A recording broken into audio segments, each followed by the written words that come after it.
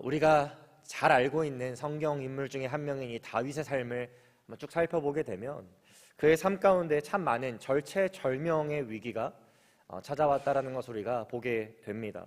그 중에 대표적인 사건이라고 할 수 있는 것이 무엇이냐면요, 바로 이 다윗이 사랑하는 아들 압살롬에 의해서 생명의 위협을 느끼고 이제 왕궁에서 도망쳐 나와서 살기 위해서 그렇게 시간을 보냈던 그 시간이 어찌 보면 다윗에게 있어서 가장 큰 절체절명의 위기의 순간이라고 할 수 있을 것인데요, 오늘 이 시편 이 63편의 소제목을 보시면 뭐라고 나와 있냐면 다윗이 유다 광야에 있을 때 쓴 시편이다, 이렇게 우리에게 알려주고 있습니다.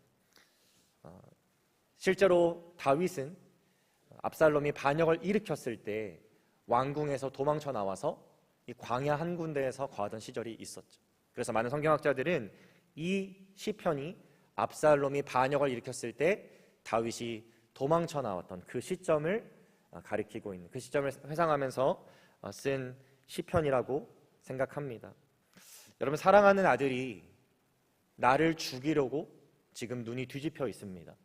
그리고 실제로 칼을 들고 나를 쫓아올 기세입니다. 그래서 생명을 지키기 위해서, 살기 위해서 왕궁에서 도망쳐 나왔고 다윗은 그 광야 한복판에 지금 서 있는 것입니다. 이거보다 더 비참하고 절망적인 순간이 있을까요?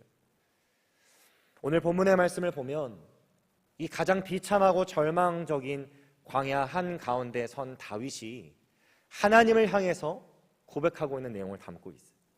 저는 그래서 오늘 이 아침에 이 시편 63편의 말씀을 성도님과 함께 묵상하면서 이 광야 한가운데 서 있는 가장 비참하고 절망적인 상황 가운데 놓여 있는 우리 믿음의 성도들이 하나님 앞에 올려드려야 될 고백이 무엇인지를 함께 살펴보고, 또 그 동일한 고백을 우리가 광야 한가운데 서 있을 때에 올려드릴 수 있는 은혜를 경험하기를 원합니다.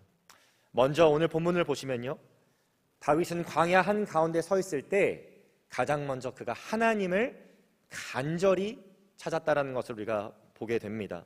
오늘 본문 1절과 2절 말씀을 보시면요, 이렇게 고백합니다. 하나님이여, 주는 나의 하나님이시라. 내가 간절히 주를 찾되 물이 없어 마르고 황폐한 땅에서 내 영혼이 주를 갈망하며 내 육체가 주를 앙무하나이다. 여러분, 실제로 광야에 서 있죠. 황폐한 땅 가운데 서 있습니다. 그런데 그 황폐한 땅 가운데 가장 필요한 것이 무엇일까요? 여러 가지가 있겠지만 물이 필요하겠죠. 그 물을 찾듯이 지금 다윗은 실제 물을 찾는 것이 아니라 그 물을 찾듯이 하나님을 찾고 있다고 말하고 있어요. 또 이어진 2절 말씀을 보시면 이렇게 고백합니다. 내가 주의 권능과 영광을 보기 위해 이와 같이 성소에서 주를 바라보았나이다. 여러분, 성소는 지금 광야에 없습니다. 다윗이 서 있는 곳은 성소가 아니라 광야입니다. 그런데 예전에 성소에서 주님의 권능을 바라보고 영광을 바라봤던 것처럼 이 광야 한복판에서도 지금 다윗은 하나님의 권능과 영광을 바라보고 있다라고 말하고 있는 거예요. 여러분, 이 절망적인 광야 한가운데서 도대체 다윗은 왜 물보다 가장 먼저 하나님을 간절히 찾고 있고, 또 예전에 성소가 아닌 이 광야에 서 있음에도 불구하고 어떻게 하나님의 권능과 영광을 찾고 있는 것일까요? 다윗은 사실 이 이전의 삶의 경험들을 통해서 사람을 통해서는 이 광야로부터 벗어날 수도 없고 나의 문제가 해결될 수도 없다라는 것을 너무나도 여러 번 경험했던 일이 있습니다. 여러분, 다윗이 자신을 사랑하던 누군가가 자신에게 뒤통수를 치고 배신을 해서 큰 어려움을 겪게 되고 또 도망치게 된 것, 여러분, 그런 삶의 경험을 한 것이 이번이 처음일까요? 이 압살롬의 때에 처음으로 일어난 일일까요? 그렇지 않다는 것을 여러분 잘 알고 계실 겁니다. 다윗을 한때 누구보다도 사랑한다고 말했던 이 사울 왕이 이제 다윗이 점점 인기가 많아지고 또 사람들에게 인정받기 시작하고 하니까 사울 왕이 다윗을 질투하기 시작하죠. 그래서 결국에는 또 눈이 뒤집혀서 이 다윗을 죽이려고 쫓아다니기 시작합니다. 자신을 사랑한다고 말했던 이 사울 왕이 갑자기 스탠스를 바꿔서 자신을 배신하고 죽이려고 하는 것입니다. 여러분, 그뿐만이 아니고요, 다윗이 그렇게 도망을 치다가 블레셋 사람들과 함께하게 됩니다. 그리고 아기스라는 자에게 충성을 다하는데요, 그렇게 자신이 마음을 쏟고 충성을 다했음에도 불구하고 이제 이스라엘과 블레셋과의 전쟁이 일어나니까 블레셋 사람들은 다윗을 버립니다. 그 이유가 무엇이냐면 이자의 출신이 이스라엘인데 전쟁 가운데 나가서 우리에게 칼을 겨눌 수도 있지 않겠느냐. 그래서 나름 자신이 마음을 주고 충성을 다한 블레셋 사람들에게도 버림받고 벌어지게 되는 것이죠. 그러니까 다윗은 인생에 있어서 끊임없이 이 사람에게 배신당하고 사람을 통해서 큰 어려움을 겪은 적이 있었던 사람이었던 거예요. 그리고 그는 그 경험들을 통해서 결국 사람은 신뢰와 의존의 대상이 될 수 없다는 것을 깨닫게 되었을 것입니다. 그리고 그 사건들을 통해 결국 다윗은 그러한 광야 한가운데 있을 때 가장 먼저 하나님을 찾는 것이, 하나님을 구하는 것이, 마치 물을 찾듯이 간절하게 찾는 것이 가장 지혜롭다라는 것을 그는 깨닫게 된 것이죠. 우리도 우리의 인생을 살아가다 보면 이 다윗이 광야에 놓인 것처럼 우리도 우리의 인생의 광야에 놓일 때가 있습니다. 나를 사랑한다라고 말했던 자들에게 배신을 당할 때도 있고 또 뒤통수를 맞을 때도 있죠. 그런데 많은 분들이 그 상황 가운데 가장 먼저 선택하는 것은 하나님을 찾는 것이 아니라 본인이 생각하는 인간적인 방법을 통해 그 광야에서 나오려고 한다는 것입니다. 여러분, 그 결과가 무엇일까요? 그렇게 나의 힘으로 또는 사람을 의지해서 그 광야 한복판에서 나오고자 한다면 또 사람을 통해서 우리는 상처를 받게 되고 또 사람을 통해서 우리는 절망을 경험하게 된다는 것입니다. 제가 동부에서 공부했을 때 기억에 남는 한 여자 청년이 있어요. 이 여자 청년은 항상 본인이 말하기를 어렸을 때부터 외로움과 또 정서적인 우울감에 고통받으며 자라왔다라고 얘기했습니다. 그래서 자기는 항상 옆에 남자친구가 있어야 된다고 얘기해요. 실제로 제가 대학교에서 생활하면서 그 친구를 봤을 때 남자친구가 한 번도 2주, 3주 이상 끊어진 적이 없습니다. 근데 첫 번째 만났던 남자친구 얘기를 제가 듣게 되었는데 이 남자친구가 얼마나 파괴적인 사람이냐면 그렇게 정서적으로 외롭고 우울한 여자친구를 위로해주고 챙겨줘야 하는 남자친구가 돼야 되는데 자신의 육체의 쾌락을 채워주는 도구로만 여기는 거예요. 그래서 자신이 관계를 요구했는데 그걸 받아들이지 않으면 넌 나 사랑하지 않아 이렇게 말하면서 그 여자애를 막 궁지로 모는 겁니다. 그 여자애는 그렇게 육체적인 관계를 맺을 생각이 없었는데 그렇게 궁지에 몰리니까 본인은 원치 않았지만 육체적인 관계를 맺기 시작했다라는 거예요. 그래서 그렇게 파괴적인 관계 속에 있다가 결국 남자가 버리고 떠났습니다. 그리고 얼마 지나지 않아서 한 2주, 3주 지난 것 같아요. 그리고 두 번째 남자친구를 만났어요. 이 두 번째 남자친구는 또 어떤 남자친구냐면 이 여자애가 돈이 좀 있는 애였거든요. 자기는 돈이 좀 없으니까 잘 얘기를 해가지고 항상 여자에게 받으려고 하는, 그 실제로 금전적으로도 많이 도와준 일도 있었습니다. 그래서 시간이 지나니까 또 그 남자애는 이 여자애를 버리고 떠나갔어요. 그렇게 해서 제가 대학교 4학년 동안 안 남자만 최소 4명 이상을 그렇게 그 여자애가 만났습니다.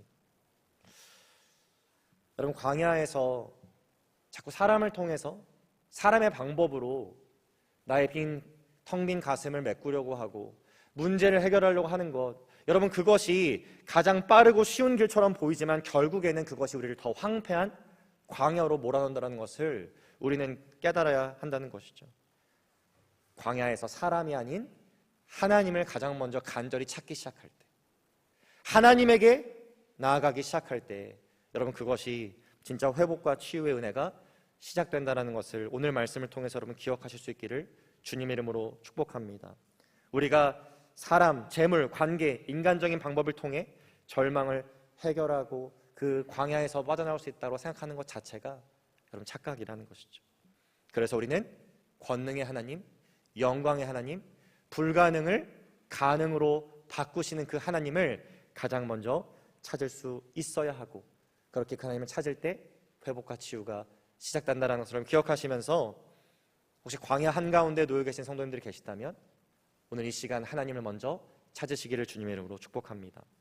두 번째로 우리는 다윗이 광야에 있을 때 이 도우시고 구원하시는 하나님을 찬송했다라는 것을 오늘 본문의 말씀을 통해서 보게 됩니다. 오늘 본문 3절 말씀을 보시면요, 너무나 유명한 말씀이죠.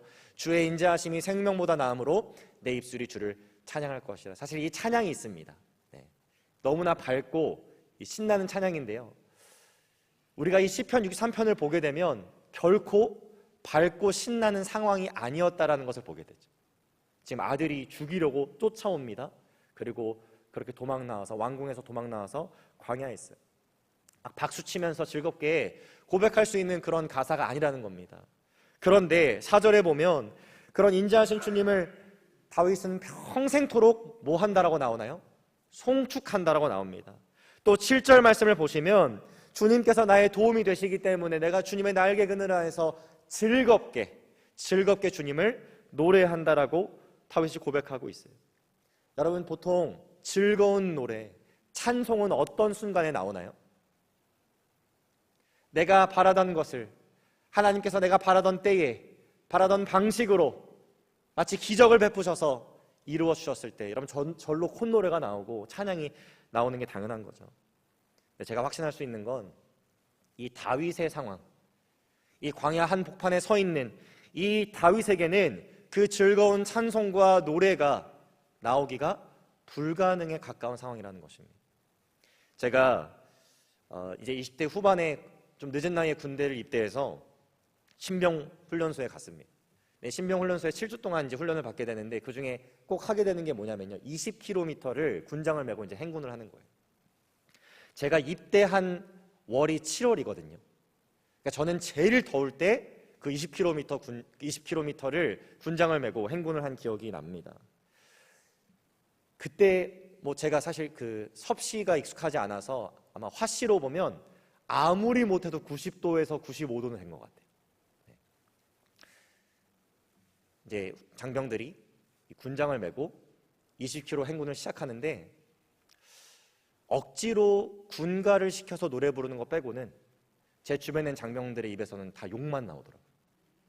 단 한 명도 콧노래를 부른 사람이 없습니다. 막 즐거워서 노래 부른 사람이 없어요. 그 더운 날 그 뙤약볕에 20km를 걸어가는데 군가 부르는 거 빼고 억지로 시켜서 군가 부르는 거 빼고는 다 계속 불평과 불만, 욕밖에 안 나옵니다. 여러분, 근데 지금 다윗이 처한 상황은요, 지금 20km 뙤약볕에서 군장 메고 가는 것보다 훨씬 더 고통스럽고 비참한 상황인 거예요. 여러분, 아들이 나에게 칼을 겨눕니다. 그리고 그 아들이 나를 죽이려고 쫓아옵니다. 그래서 왕궁에서 어쩔 수 없이 도망쳐 나온 겁니다. 육신적인 고통뿐만이 아니라 이 마음의 데미지가 어마어마할 수 있는 그런 비참하고 고통스러운 상황이라는 거예요. 그런데 다윗은 그럼에도 불구하고 이 광야 한가운데 지금 뭐하고 있다라고 고백하고 있나요? 그가 즐거이 하나님을 노래하고 있다라고 고백합니다. 내 평생 하나님을 송축하겠다라고 고백하고 있습니다. 나의 주의 인자하심이 생명보다 낫기 때문에 내 입술이 주를 찬양할 것이라고 고백하고 있다는 거예요. 이거 어떻게 가능한 것입니까? 다윗의 인생을 돌아보면 그는 이전에도 죽을 고비를 여러 번 넘었던 사람이죠. 어린 시절에는 골리앗과 전투하는 과정 가운데 사람들이 다 이 다윗이 골리앗과 전투를 한다고 하니까 이제 다윗은 죽은 목숨이라도 생각했습니다. 그런데 그때 하나님께서 다윗과 함께 하시고 그를 도우시고 또 그를 구원하셔서 다윗뿐만이 아니라 이스라엘이 블레셋에게 구원받는 그런 놀라운 경험을 다윗에게 하게 하셨죠. 또 자신을 질투하는 사울 왕이 다윗을 죽이기 위해서 혈안이 되어서 쫓아낼 때도 여러분, 하나님께서는 다윗에게 때마다 입을 것, 먹을 것을 공급하여 주셨습니다. 그리고 결국 사울의 손에 죽지 않게 다윗을 구원하여 주셨죠. 그래서 다윗은 자신의 삶을 통해서 하나님께서 지금까지 어떻게 말도 안 되는 방법으로 자신의 필요를 채우셨는지, 공급하셨는지, 또 자신을 구원하여 주셨는지 그는 알고 있었던 사람입니다. 그러니까 지금도 그 하나님께서 나와 함께하고 계시며 그 하나님께서 나를 공급하시고 도우시고 구원하실 것을 신뢰하기 때문에 내가 현재 처한 상황과는 전혀 상관없이 별개로 하나님을 찬양할 수 있었던 것이죠. 즐겁게 하나님을 찬양할 수 있었던 것입니다. 여러분, 유학생으로 와서 이제 공부를 한 청년들을 저는 청년부 사역을 하면서 많이 만나고 있는데요. 졸업하면 그 청년들의 가장 큰 고민이 과연 무엇일지 알고 계신가요? 이 졸업 후에 유학생으로 온 청년들에게 있어서 가장 큰 고민거리는 이제 어떻게 취업을 해서 신분의 문제를 해결할 것인가? 그것이 가장 큰 고민이고 마음의 짐입니다. 제가 제일 긴장하는 시기가 그래서 언제냐면 3월 말에서 4월 초입니다. 그때 어떤 결과가 발표나냐면 이 H1B 추첨 결과가 발표가 납니다. 그래서 매년 그렇게 H1B 비자 신청을 한 청년들이 결과를 그때 기다려요. 저도 이제 3월 달의 마지막 날, 4월 달의 첫째 날 청년들에게 전화를 해서 결과를 물어보기도 합니다. 이제 한 청년에게 결과를 물어보려고 떨리는 마음으로 전화를 했어요. 근데 사실 저는 전화 받을 때 네 목사님 그 말만 들어도 됐는지 안 됐는지 이제 알 수가 있는 것 같아요. 네 목사님 하는데 느낌이 100% 안 된 거예요. 그래서 제가 결과가 어떻게 되냐 물어보니까 네 목사님 저 이번에 안 됐어요. 네, 추첨이 안 됐어요. 이렇게 말하는 겁니다. 제가 그 말을 듣고 너무 마음이 힘든 거예요. 왜냐하면 하나님 이렇게 귀한 청년 교회를 위해서 헌신하고 바쁜 가운데서도 정말 주님 사랑하는 마음으로 신앙생활 열심히 한 청년인데 주님 이 길을 좀 열어주시면 얼마나 좋습니까? 왜 안 열어주십니까? 이런 마음이 확 들면서 제가 마음이 힘들고 무거워지는 겁니다. 그런데 그렇게 그 무거운 마음으로 조금이라도 이 청년에게 위로의 말을 해주고 싶고 격려의 말을 해주려고 이제 그렇게 전화를 하려고 한 저에게 이 청년이 대뜸 그러는 거예요. 목사님, 근데 제가 예전에도 말씀드렸지만 저는 결과에 상관없이 저를 가장 좋은 길로 가장 선한 길로 인도하시는 하나님을 믿기 때문에 전 진짜 괜찮아요. 전 정말 상관없어요. 오히려 너무 태연하게 그렇게 말을 하는 거예요. 제가 그 말을 듣고 개인적으로 회개를 많이 했습니다.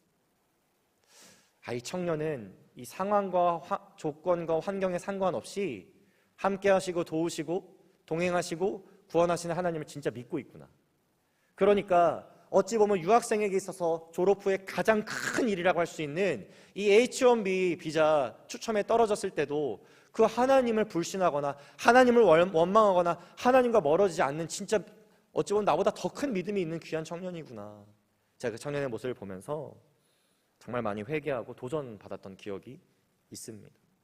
여러분, 우리가 상황과 상관없이 광야 한가운데 있을지라도 그 하나님을 즐겁게 나의 평생토록 송축할 수 있다라고 고백할 수 있는 이유, 그것이 무엇입니까? 주님의 인자하심 때문입니다. His faithfulness, 그의 신실하심, 언제나 나와 동행하시고 나를 도우시고 나의 필요를 아시고 필요를 채우시고 나를 구원하시는 그분이 상황과 환경에 상관없이 나와 함께 하시기 때문에 우리는 주님을 찬양할 수 있는 것이죠. 사랑하는 성도 여러분, 여러분 광야 가운데 혹시 계시다면 그 하나님을 찬양하실 수 있는 은혜를 누리시기를 주님으로 축복합니다. 여러분, 그 상황과는 전혀 별개로, 상황과는 전혀 상관없이 하나님께서는 우리에게 하나님을 마음껏 찬양할 수 있는 이유를 이미 허락해 주셨다는 것. 그것이 무엇입니까? 그가 신실하시고 그가 우리를 도우시며 그가 우리를 구원하시는 하나님이시라는 것. 그것 기억하시면서 여러분, 하나님을 마음껏 평생토록 즐거이 상황과 상관없이 찬송하실 수 있기를 주님의 이름으로 축복합니다. 마지막으로 다윗은 광야에 있을 때 정의의 하나님을 끝까지 붙잡고 신뢰했다라는 것을 우리가 본문을 통해서 보게 되는데요, 오늘 본문 8절부터 11절까지의 내용을 보시면 다윗은 광야 한가운데 서서 이 정의의 하나님, 정의를 이루시는 하나님을 신뢰하고 있음을 고백하고 있습니다. 먼저 9절부터 10절 말씀을 보시면 나의 영혼을 찾아 멸하려 하는 그들은 땅 깊은 곳에 들어가게 될 것이고, 또 이어진 10절 말씀에 보면 칼의 세력에 넘겨서 승량의 먹이가 될 것이다. 또 11절 말씀에 보면 다윗 왕 자신은 하나님을 즐거워하지만 거짓말하는 자의 입은 막힐 것이다, 이렇게 선포하고 있어요. 여러분, 이 말씀을 오해하시면 안 됩니다. 이 말씀이 마치 지금 광야 가운데 서 있는 다윗이 나중에 힘을 길러가지고 자신을 힘들게 한 이 압살롬과 같은 자들, 또 예전에 사울과 같은 자들, 그러한 자들에게 복수하고 그들에게 칼을 겨눠서 그들을 내가 진멸하고 내가 그들 다 죽이겠다, 여러분 지금 그렇게 선포하고 말하고 있는 게 아닌 거예요. 지금 다윗이 고백하고 있는 건 무엇이냐면, 내가 그들에게 복수하지 않아도, 내가 그들에게 악을 악으로 갚지 않아도 정의의 하나님께서 나와 함께 하시는 그 하나님께서 정의를 이루셔서 그 악한 자들을 심판하실 것이고 나의 억울함과 나의 눈물을 해결해 주실 것이라는 믿음의 고백을 지금 하고 있는 것입니다. 여러분, 우리는 흔히 내가 악한 일을 당했을 때 그 악한 일을 기억하면서 그 악을 악으로 갚으면 문제가 해결되고 내 마음이 조금 더 편안해질 거라고 착각할 때가 있죠. 여러분, 그런데 악을 악으로 갚으면 진짜 문제가 해결되어지고 내 마음이 더 편안해지던가요? 그렇지 않습니다. 이 인간의 본성에 가장 충실한 아이들을 보면 너무 쉽게 그 교훈을 발견할 수 있는 것 같아요. 아이들이 놀다 보면 한 아이가 이제 다른 아이가 갖고 있는 장난감을 뺏으려고 하죠. 악한 본성입니다. 악한 일을 하는 것이죠. 그럼 이제 그걸 뺏으면 그걸 뺏긴 아이는 어떻게 하죠? 아이고, 잘 가지고 노십시오. 제가 참 섬길 수 있어서 감사합니다. 이런 아이는 없습니다. 그 뺏어간 아이에게 가가지고 이제 꼬집기 시작하죠. 꼬집고 막 밀치기 시작합니다. 내 거야. 그러면 또 꼬집힘을 당한, 밀침을 당한 아이는 어떻게 될까요? 발길질을 하기 시작합니다. 내가 가지고 놀고 싶어 하면서 싸우고 발길질을 하기 시작해요. 그리고 그렇게 싸움이 계속 커지다가 한 명이 이제 울기 시작하죠. 엄마, 아빠, 얘가 내 거 가져가 놀아요. 이렇게 되기 시작한다는 거죠. 저희 아이들 얘기인데요. 이 악을 계속 악으로 갚고 또 악으로 갚다 보면 남는 게 없습니다. 마음의 상처는 커지고 몸에 멍들기 시작하고 결국 그렇게 둘이 싸우고 가지고 놀았던 장난감은 어떻게 될까요? 너네 이렇게 싸울 거면 이거 장난감 가지고 놀지 마 하고 이제 뺏기게 되는 거죠. 이게 악을 악으로 갚는 인간의 모습 가운데 도대체 무엇이 남는가? 도대체 우리는 얻는 것이 무엇인가? 알 수 있는 한 재미있는 일화라고 할 수 있는 것입니다. 여러분, 다윗의 인생을 보면 본인이 분명히 복수할 수 있었거든요. 분명히 악을 악으로 갚을 수 있었거든요. 그런데 그렇게 하지 않고 하나님의 은혜를, 정의로운 하나님을 경험했던 시절이 있었습니다. 또 사울 왕의 이야기를 할 수밖에 없는데요. 여러분, 사울 왕이 다윗을 죽이려고 쫓아올 때 실제로 다윗 왕에게는 사울을 죽일 수 있는 기회가 몇 번 찾아옵니다. 그런데 그때마다 다윗은요, 뭐라고 고백하면서 사울 왕을 죽이지 않냐면 이 사울이란 자가 주께서 기름 부으신 자인데 어떻게 내 손으로 죽일 수 있겠냐.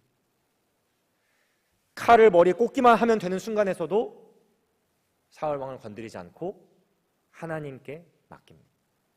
여러분, 그 결과가 어떻게 됐나요? 그렇게 여러 번 끝까지 다윗을 죽이려고 쫓아왔던 사울 왕이 결국 다윗을 죽이지 못하고 하나님께서 그 사울 왕을 심판하셔서 가장 비참한 모습으로 전쟁터 가운데 죽게 하셨잖아요.